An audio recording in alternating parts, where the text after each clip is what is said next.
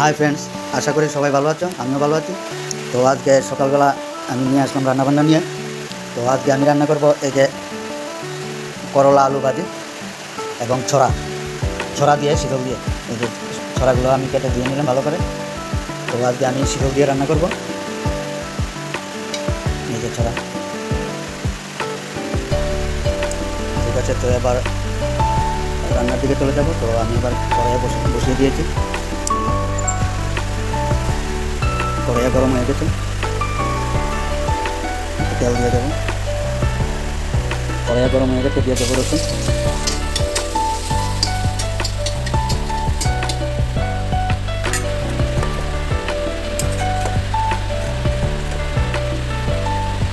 এবার শীতলটাকে একটু নাড়াচাড়া করে এবার ছড়াগুলো দিয়ে দেবো।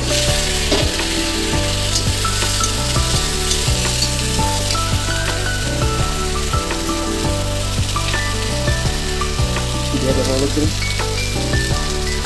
লাল মরিচের গুঁড়ো, স্বাদ মতো লবণ।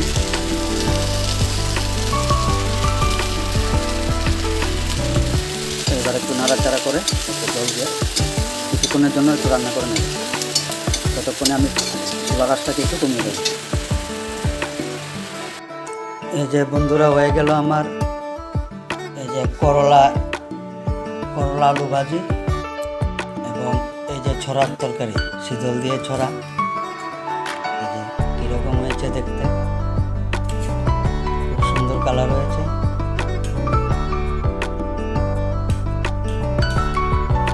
শীতল দিয়ে ছড়া দিয়ে করলা আলু ভাজি। তো আজকে এগুলো দিয়ে খাওয়া হবে। দেখতে কীরকম লাগছে একটু কমেন্টে করে বলবেন, আর যদি ভালো লেগে থাকে তাহলে একটু লাইক করবেন। আবার দেখা হবে পরবর্তী ভিডিওতে।